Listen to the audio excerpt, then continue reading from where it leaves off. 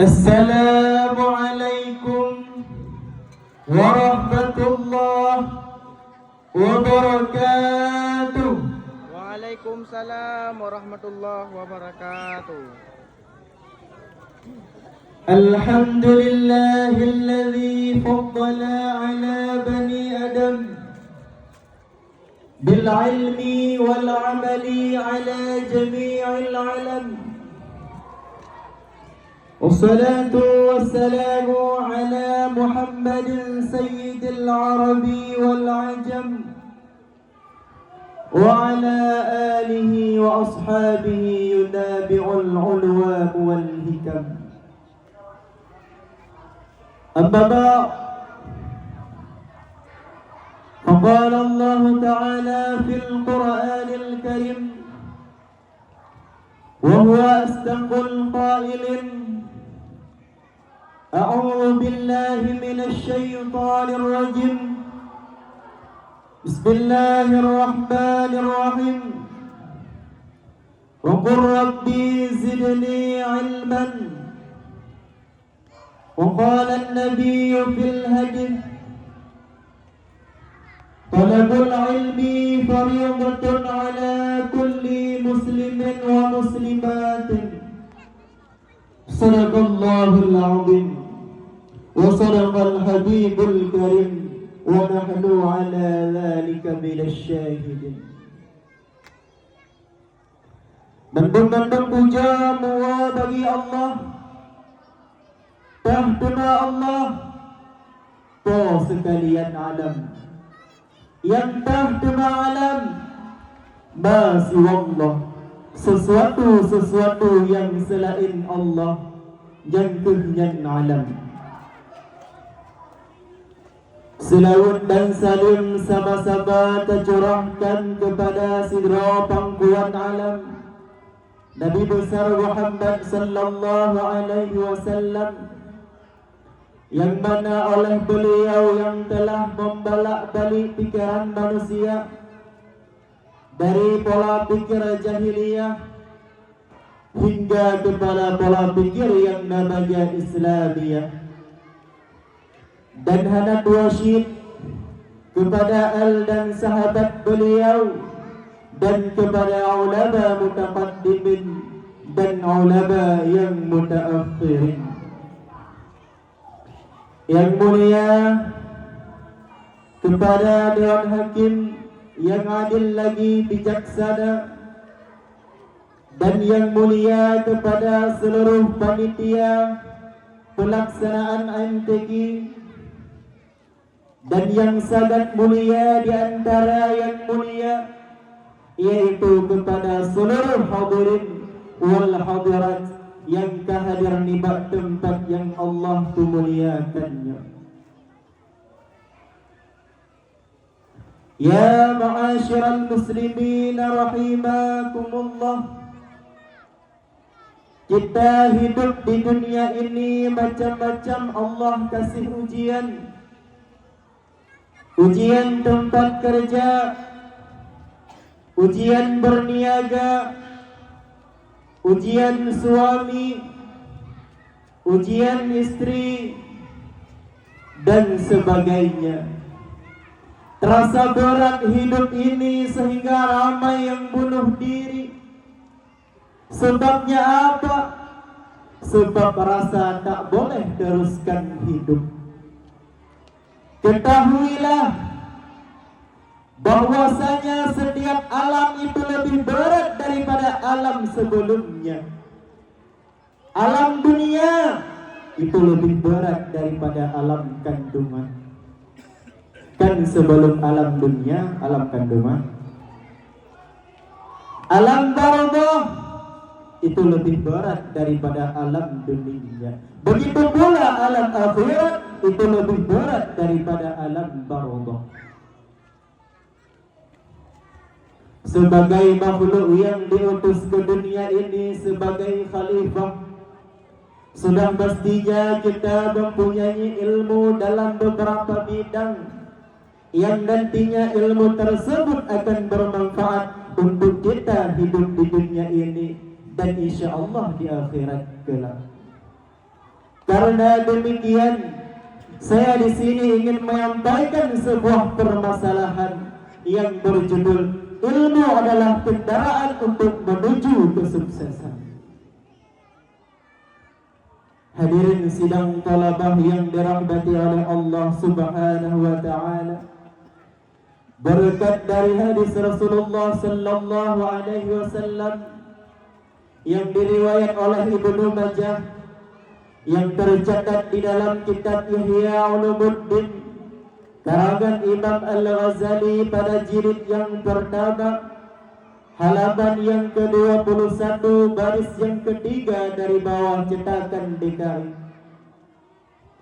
Talabul ilmi fardhatun ala kulli muslimin wa muslimatin. Menuntut ilmu adalah salah satu kewajiban yang dipundakkan di atas manusia-manusia yang beragama Islam, yang berpegang teguh dengan Al-Quran, yang berdiri tegak di atas ketuhanan Allah Azza wa Jalla.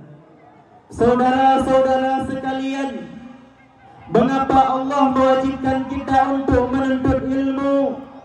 Karena ilmu adalah kendaraan untuk menuju kesuksesan. Karena ilmu adalah perkara yang sangat agung. Mana buktinya?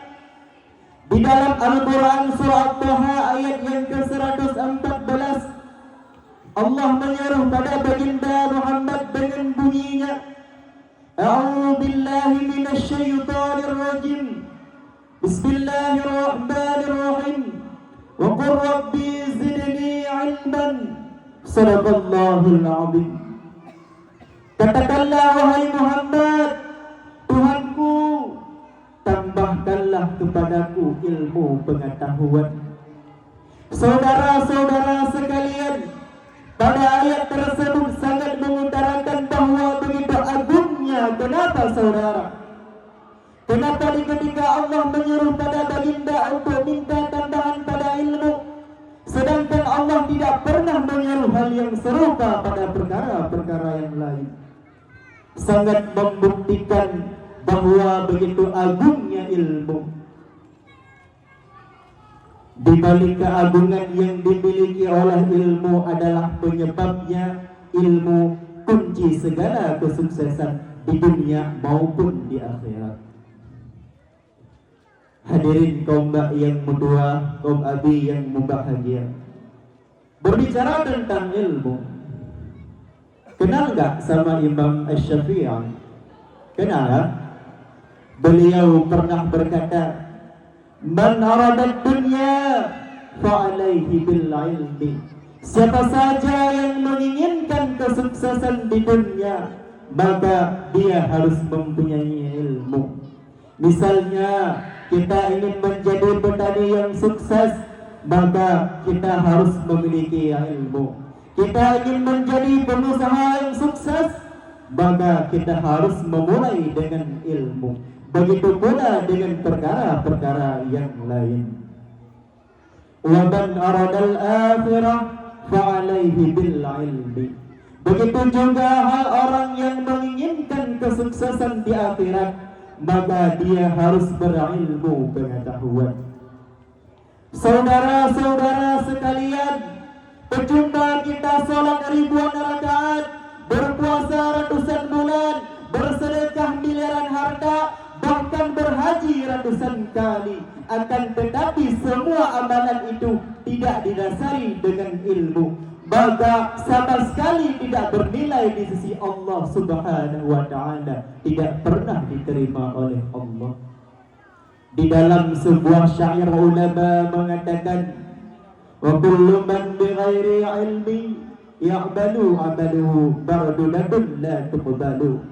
Siapa saja yang beramal tanpa ilmu, maka amalan tersebut bardudatun, ditolakkan, tidak pernah diterima oleh Allah Subhanahu wa taala.